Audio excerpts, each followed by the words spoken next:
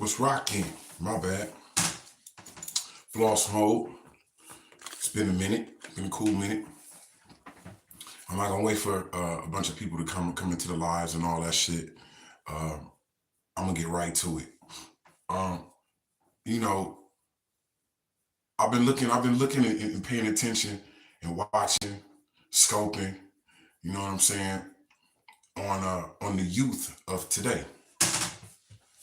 And I wouldn't be floss mode if I didn't come and display these stories and tell these things that needs to be told. I wish somebody would have told it to me when I was I was growing up and all that type of thing.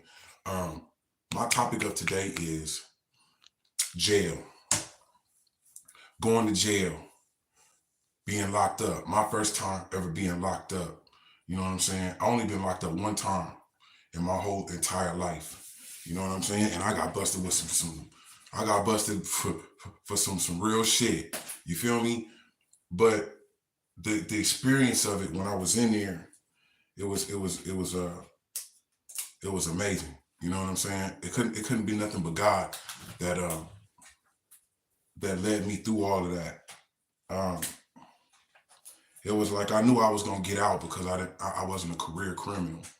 You know what I'm saying? I did my little time uh, at the old county jail. You know what I'm saying?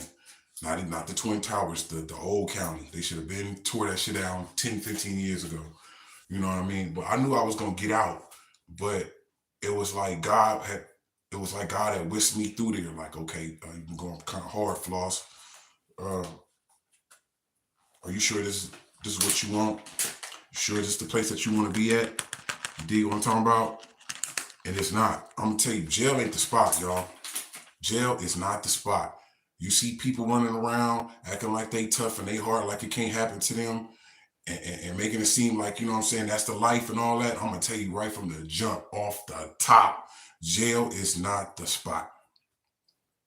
Somebody telling you what to do when to go shit and piss, and when to eat, when not to eat, and ain't no women in there. Come on, man. Let's keep it all the way 100. You know what I mean? When you get to my age, when you get older, and somebody try to proposition you on or doing a crime, or come on, let's go rob this liquor store, homie, on gang and all that shit. Dead homies, we about to.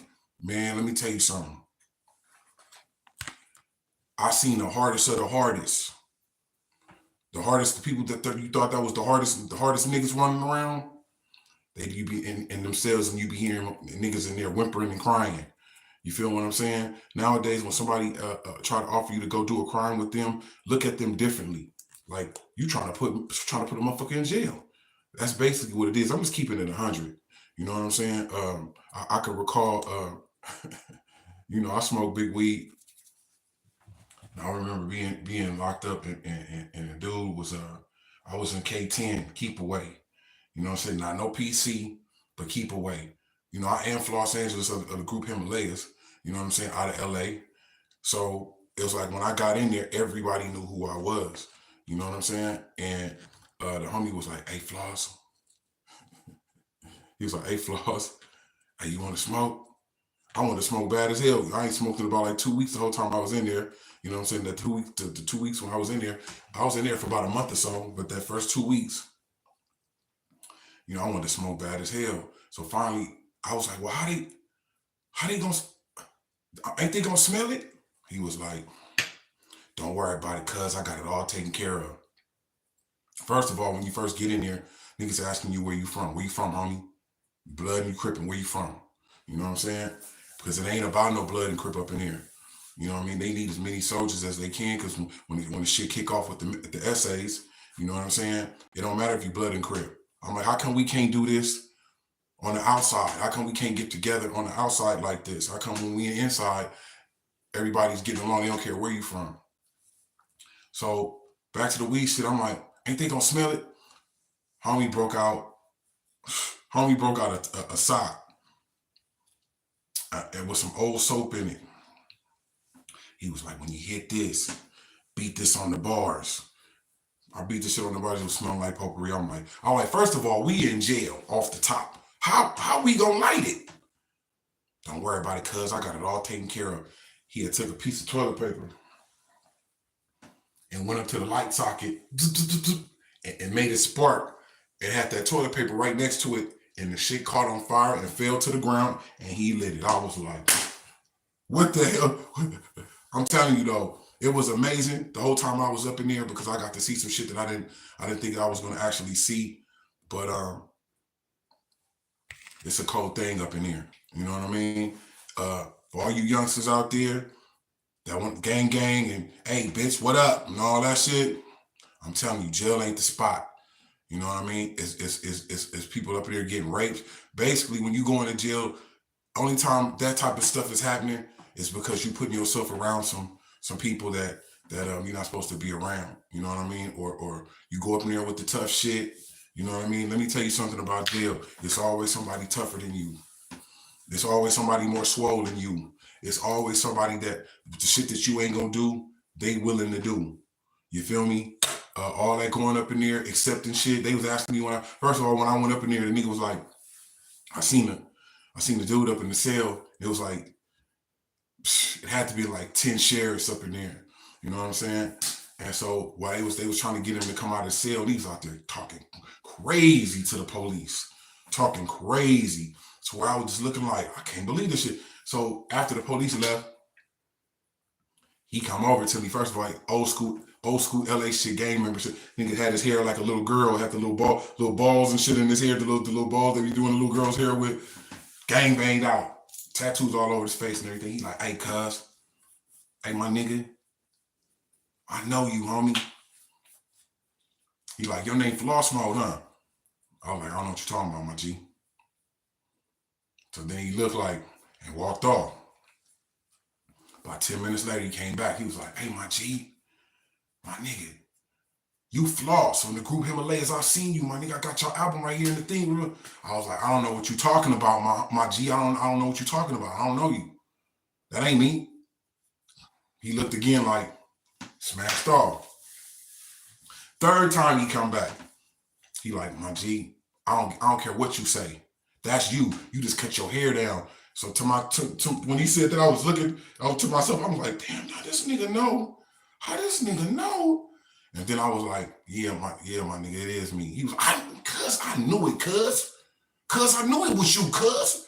I used to read all y'all. I was just like, he was like, hey, you want some honey buns? I was like, oh, no. Because you're not supposed to take nothing from nobody.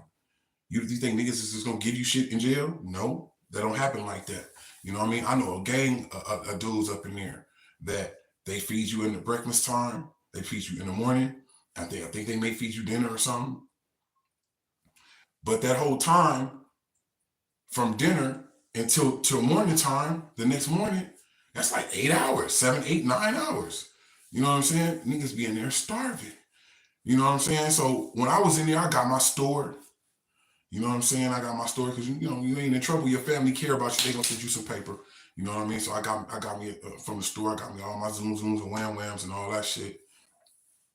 And when I was going back to my bunk, I seen 4 or 5 niggas over there. He was like, hey, Floss, hey, later on, you know what I'm saying? He's gonna be hungry. Why don't you throw something in the pot? You know what I'm saying? Throw something. I just did it because of the fact of I was just like, I don't want no problems with niggas. I don't care what it was. Here, I just gave it to him. So later on that night, around like 11 o'clock, on the dot, 11 o'clock on the dot, hey, Floss, you did put in. You put in with this, homie. You put in with this. Come on. When I tell you, them niggas that made that penitentiary spread, it had all of the sausages and the Slim Jims and potato chips and all that. Man, that shit tasted like meat.